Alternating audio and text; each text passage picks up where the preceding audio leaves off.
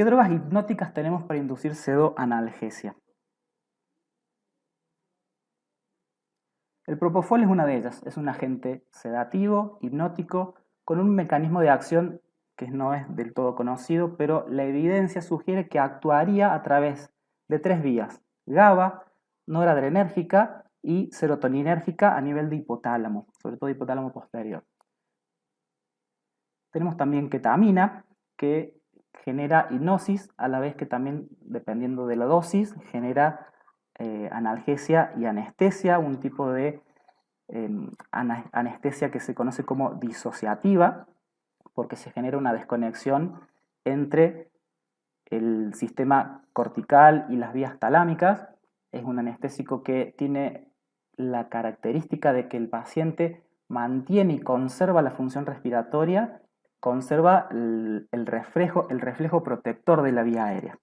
Nos permite hacer procedimientos relativamente cortos, asegurando la permeabilidad de la vía aérea. Esto es importante porque es una droga que nos permite realizar curaciones o intervenciones que son potencialmente dolorosas, moderadas, con dosis de ketamina, que el paciente se va a quedar quieto, va a tener analgesia, va a tener amnesia anterógrada, es decir, a partir de que la droga comienza a tener su pico máximo de acción, el paciente no va a recordar lo que le sucedió, ¿sí?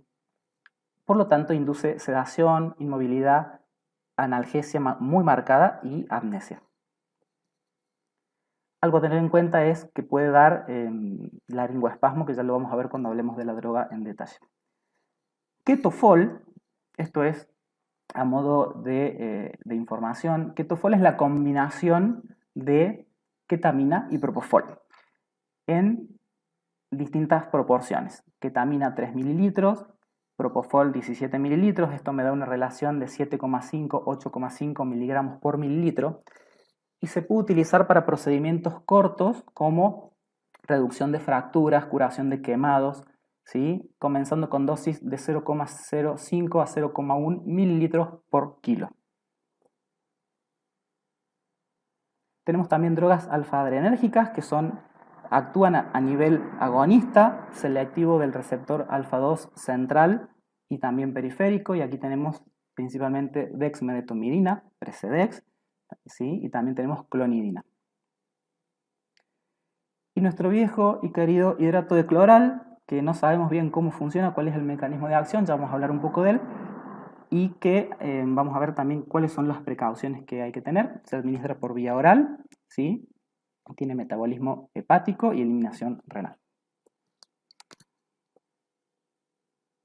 Entonces, dijimos que una de nuestras drogas de nuestro arsenal terapéutico es el propofol, que es sedativo e hipnótico, con un mecanismo no del todo conocido, pero que actuaría a través de los sistemas GABA, noradrenérgico y serotoninérgico a nivel hipotalámico.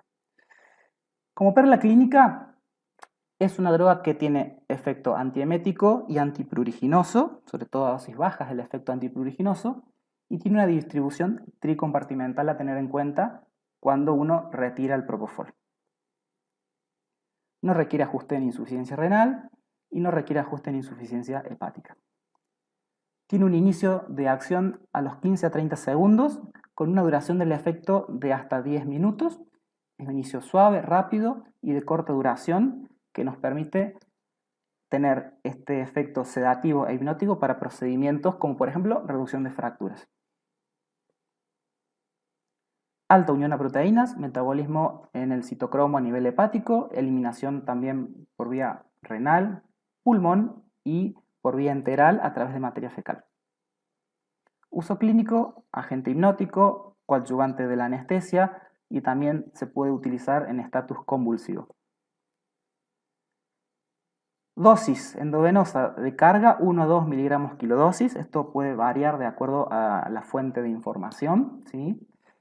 Perfusión continua endovenosa de 1 a 4 miligramos kilohora, diluido en dextrosa al 5%. Y una dosis máxima acumulada de 1 miligramo, es lo que está recomendado por la bibliografía. Reacciones adversas frecuentes, la hipotensión, puede ser problemático el inotropismo negativo y la depresión respiratoria también puede ser una reacción adversa problemática. Vías de administración endovenosa, ¿sí?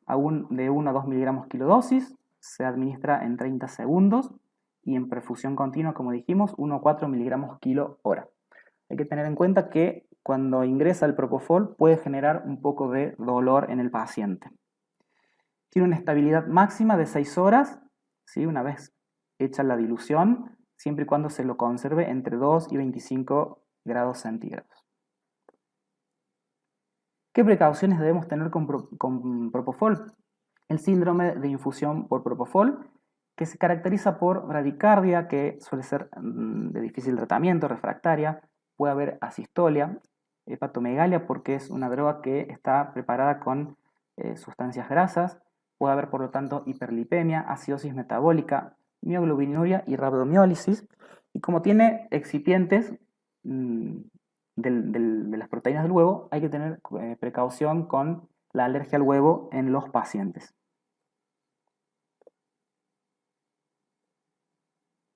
Ketamina es una droga que actúa sobre los receptores NMDA en la corteza prefrontal y el núcleo accumbens, y lo que hace es liberar dopamina e inhibir su recaptación. Esto produce este efecto disociativo que se conoce como anestesia disociativa. Como perla clínica, esta es una droga que tiene amnesia anterógrada, no requiere ajuste en insuficiencia renal, pero sí requiere ajuste en insuficiencia hepática. Tiene un inicio de acción por vía endovenosa a los 45 segundos aproximadamente, por vía intramuscular en 1 a 2 minutos y por vía intranasal o vía oral, que también se la puede dar por estas vías, alrededor de 30 minutos, con una duración del efecto promedio 15-20 minutos. Inicio rápido y corta duración. Unión a proteínas muy baja, metabolismo hepático, eliminación renal. Y el uso clínico es la pseudoanalgesia, coadyuvante de la anestesia. Está descrito el efecto y el uso terapéutico como broncodilatador. Y tiene una acción muy interesante en lo que es el tratamiento del dolor neuropático. Dosis endovenosa, 1 a 2 miligramos kilo dosis. Intramuscular e intranasal, las dosis son un poco más altas, de 2 a 10 miligramos kilodosis. Se puede dar por vía oral, con dosis de 5 a 10 miligramos kilodosis, y esto nos ayuda, por ejemplo, en procedimientos como reducción de fracturas, curación de quemados, pacientes que requieren de ese procedimiento y no tenemos una vía. Dosis en perfusión continua también se puede utilizar a 0,5 a 2 miligramos kilo hora. La dilución de esta perfusión continua preferentemente debe estar realizada con una relación de 5 a 10 miligramos de droga por mililitro de solvente. Reacciones adversas que nos puede presentar esta droga: el laringoespasmo es una reacción adversa frecuente, sobre todo en lactantes. La taquicardia, la hipertensión también puede ser una reacción adversa con la que nos tengamos que enfrentar. Puede ser problemática la broncorrea y el delirio. El tratamiento del delirio, quiero hacer acá un anexo, una aclaración, y es que está discutido si usar la benzodiazepina. Todos sabemos que ketamina, midazolam, como que lo tenemos incorporado. En realidad se está discutiendo si tiene eficacia hacer el midazolam antes o a esperar a que la ketamina, ver si nos da, porque no todos los pacientes, se ha visto que no todos los pacientes hacen el delirio o lo hacen de forma autolimitada en el tiempo. De todos modos, si el delirio es problemático, se revierte con las benzodiazepinas. Lo que hay que tener en cuenta es que la sumatoria de efectos puede llevar a complicaciones no deseadas, como es, por ejemplo, la depresión respiratoria y el sostén de la vía aérea. Vía de administración. Es una droga muy interesante también porque acepta todas las vías de administración: endovenosa, intramuscular, intranasal, vía oral, sonda nasogástrica o botón gástrico, es decir, la vía enteral. Y también se la puede nebulizar, ¿sí? Con la misma dosis de la vía oral, 5 a 10 miligramos kilodosis, se puede hacer nebulización de ketamina si no tuviésemos acceso venoso y necesitásemos curar al paciente por quemaduras o algún procedimiento que sea breve y que requiera analgesia. Precauciones. Bueno, en el trauma craneoencefálico está descrito, y también aquí hay algunas controversias en cuanto a si aumenta o no aumenta el flujo sanguíneo cerebral, y eso me va a dar aumento de la hipertensión endocranial. Ya les voy a presentar algunas revisiones sobre el tema. La conclusión más reciente es que sería una droga segura en el trauma cráneoencefálico con hipertensión endocranial, se podría utilizar, ¿sí? Sí hay que tener precaución, y está descrito la hidrocefalia con aumento de la hipertensión endocranial por aumento del flujo sanguíneo cerebral, estaría contraindicado por el uso de esta droga. Los pacientes que están cursando algún cuadro de laringitis o laringoespasmo, porque puede agravar el cuadro de laringoespasmo y complicarnos la sostenibilidad de la vía aérea, ¿sí? Y tiene una interacción farmacológica con tramadol, ¿sí? Que se está empezando a usar más en pacientes pediátricos, el tramadol, ¿sí? La ketamina y tramadol pueden dar un brote psicótico, pueden dar delirio importante. Bueno, acá les presento algunos trabajos sobre la seguridad de la ketamina en pacientes con trauma cráneoencefálico. Evalúan el uso de la ketamina y se plantearon si realmente es significativo o no es significativo el aumento del flujo sanguíneo cerebral y el aumento de la presión intracraneal. La mayoría de los trabajos concluye, ¿sí?, que es una droga segura en el trauma cráneoencefálico con aumento de la PIC, de la presión intracraneal. Y de todos modos, pueden encontrar todavía bibliografía que la considera una contraindicación el trauma cráneoencefálico con aumento de la PIC, ¿sí?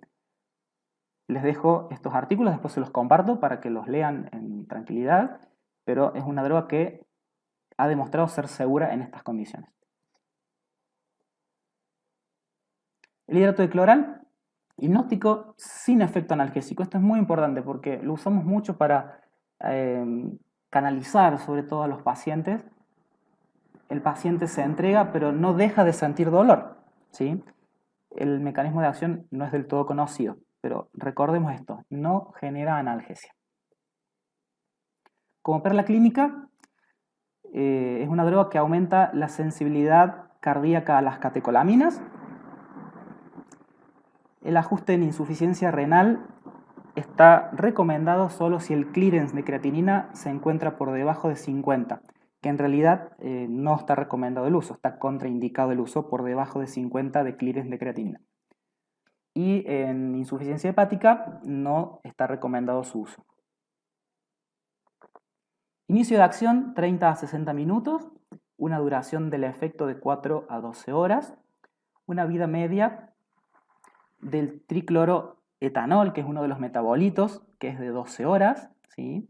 Ya vamos a ver por qué es importante conocer estos tiempos de las drogas, ¿sí? Porque hago un paréntesis, muchas veces introducimos una droga con un determinado fin, como puede ser hidrato de cloral para que el paciente tenga un efecto hipnótico, sedativo, pero no esperamos a que se cumpla el inicio de acción, ¿sí?, o el pico de efecto.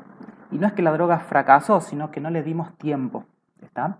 Y en el caso del hidrato de cloral, quiero mencionar la vida media del tricloroetanol y el tricloroacético, que son los dos metabolitos. Fíjense, uno dura 12 horas de vida media de eliminación y el otro demora 67 horas. Ya vamos a ver cuál es la importancia de eso. Unión a proteínas del 70 al 80%, metabolismo en hígado, riñón, eritrocitos a tricloroetanol, que es el principio activo, y a ácido tricloroacético, que es el principio, el metabolito inactivo. Se elimina por vía renal y por bilis. Y el uso clínico es como agente hipnótico y es muy utilizado en procedimientos no dolorosos. Recordemos esto, tienen que ser procedimientos no dolorosos. Por ejemplo, un electroencefalograma, por ejemplo, un estudio por imágenes. Dosis.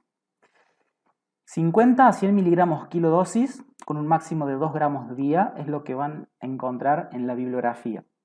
Normalmente esas dosis, hasta un 40% de los pacientes tiene así todo una sedación subóptima, inadecuada, ¿sí?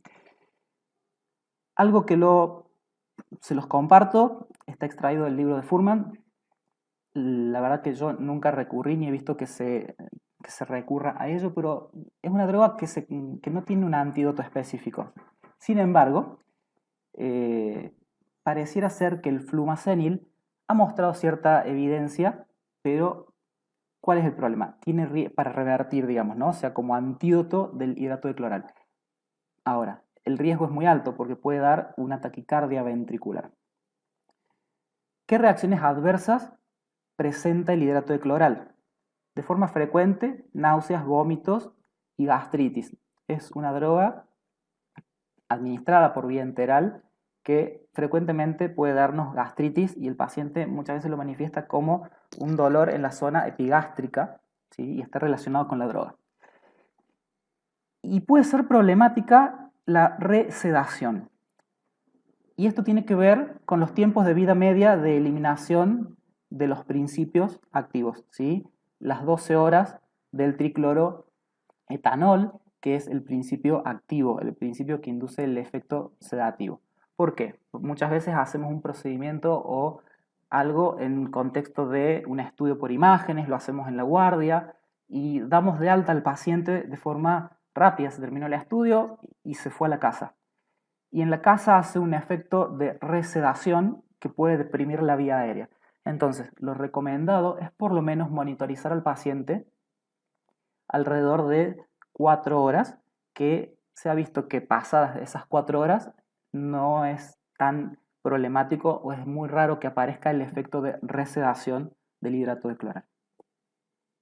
Recuérdenlo para los que utilizan hidrato de cloral en contextos de guardia, ¿sí?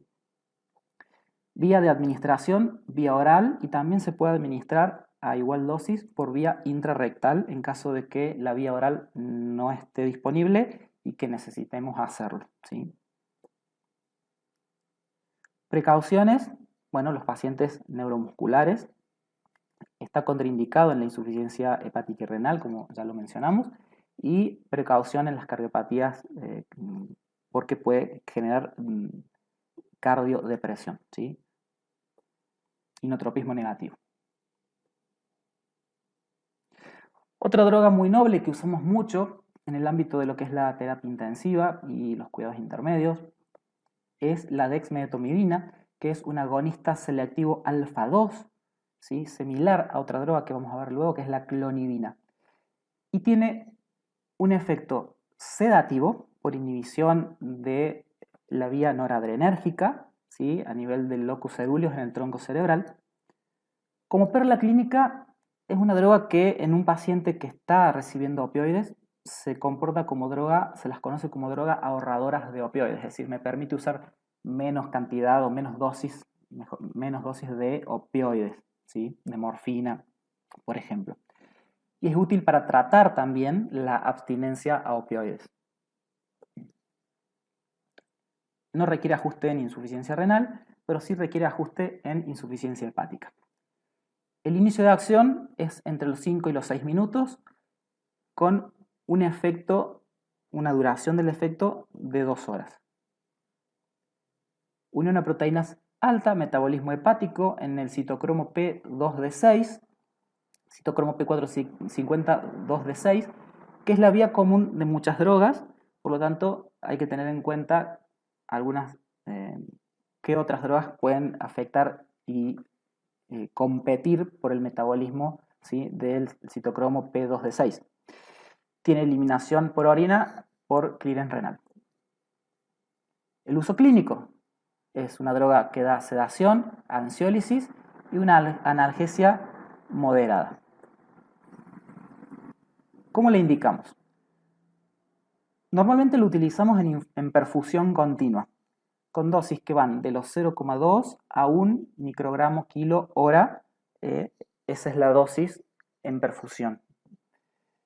Se puede diluir en solución fisiológica, en dextrosa, en Ringer o incluso en manitol. Esto es interesante porque a veces tenemos que restringir al paciente hídricamente y tenemos que empezar a ver por dónde o con qué combinamos esta droga con esta otra para poder ahorrar líquidos, ¿sí? Entonces es interesante que se pueda pasar junto con diluido en, mejor dicho, solución fisiológica, dextrosal 5, Ringer o incluso manitol. La dilución debería respetar una relación de 4 microgramos por mililitro.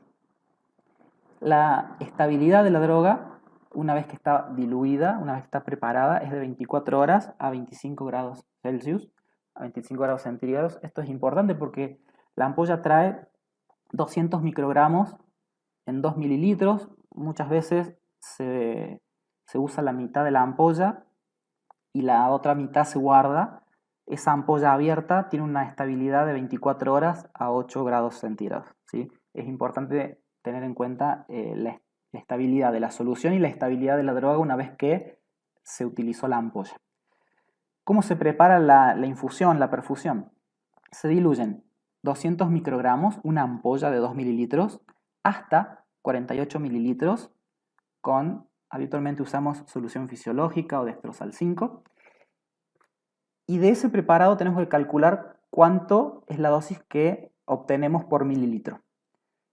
Para eso hacemos un cálculo que consiste en dividir los 200 microgramos que estamos utilizando, dividido los 48 mililitros que estamos utilizando de diluyente, dividido el peso del paciente. Y eso me da los microgramos por kilo que hay en un mililitro y que voy a pasar por hora, ¿sí? Ya vamos a hacer un caso práctico. ¿Qué reacciones adversas nos puede dar la dexmedetomidina? Frecuente la hipertensión arterial, ¿sí? Si bien es una droga que también tiene efecto hipotensor, puede dar hipertensión arterial. Como les dije entonces, también la hipotensión. Y la bradicardia puede ser problemática, es una droga que frecuentemente da bradicardia y hay que regular la dosis, ¿sí? Se puede bajar el ritmo de infusión y ir regulando la frecuencia cardíaca del paciente. Vía de administración, clásicamente es una droga que se administra por vía endovenosa en perfusión continua. Se puede administrar, hay trabajos publicados para inducción de la anestesia como premedicación, o sea que es una droga que en caso de necesidad se puede utilizar por vía intranasal a dosis de 1 microgramo kilodosis y tiene buena sinergia con midazolam nasal, y también se podría utilizar por vía oral en forma de bolos de 2 a 4 microgramos por kilo por dosis. Precauciones con esta droga. Bueno, oficialmente no se recomienda el uso más de 24 horas y no hay bibliografía que avale o no hay experiencia clínica con el uso sostenido más de 14 días. La realidad es que la usamos por más de 24 horas y la usamos por bastante tiempo. Incluso a veces cumplimos los 14 días. Es una droga que ha mostrado ser bastante noble, ¿sí? Pero hay que monitorizar los efectos adversos, sobre todo la hipotensión y la bradicardia, sin olvidarnos de que nos puede dar hipertensión. Está contraindicada, por lo tanto, en la hipertensión arterial en pacientes que no, la tienen no controlada. Está contraindicada porque me puede dar hipertensión y agravar un cuadro de hipertensión en nuestro paciente. Bueno, estos son dos artículos a modo de ejemplo de la sinergia y la comparación que se ha hecho entre midazolam y dexmedetomidina intranasal y por vía oral, dexmedetomidina por vía oral, ambos en pacientes pediátricos. Clonidina, podemos decir que es familiar de la dexmedetomidina, también es un fármaco alfa-2 agonista, solo que dexmedetomidina tiene muchísimo mayor potencia, alrededor de 1600 veces más potencia que clonidina. También produce ansiólisis, sedación e hipnosis, es dosis dependiente y no produce habitualmente depresión respiratoria. Como perla clínica, es una droga que también es útil para el dolor neuropático, requiere ajuste en insuficiencia renal y no requiere ajuste en insuficiencia hepática, tiene un inicio de acción de 30 a 60 minutos y una duración del efecto de 8 a 12 horas. Su unión a proteínas es de alrededor del 50% con metabolismo hepático y eliminación renal. Y el uso clínico es en el tratamiento de la hipertensión, porque es una droga hipotensora, como analgésico para tratamiento del dolor neuropático, ¿sí? Y en la abstinencia a opiáceos. La dosis endovenosa en perfusión continua tiene un rango de dosis de 0,5 a 2 microgramos kilo hora. Un microgramo equivale a 0,001 miligramos, así que a partir de ahí hacemos las conversiones. La dosis bioral es de 1 a 5 microgramos por kilo cada 8 horas y está recomendado diluirla en solución fisiológica. Complicaciones, reacciones adversas frecuentes. Bueno, la bradicardia, la hipotensión y es también una droga que induce constipación. Vía de administración, endovenosa, en perfusión o en bolos lentos de 10 a 15 minutos. Vía oral se puede dar y también se puede utilizar en formato por vía epidural en pacientes oncológicos y en posoperatorios. Esto ya por ahí es más terreno del anestesista. Precauciones con esta droga. Es una droga que no está recomendada en pacientes hemodinámicamente inestables, hay que utilizarla con mucha precaución. La retirada debe ser gradual por el riesgo de hipertensión y arritmias. Se recomienda que se haga en un plazo de 2 a 4 días. Contraindicada en la insuficiencia cardíaca y en las arritmias, porque puede empeorar las arritmias.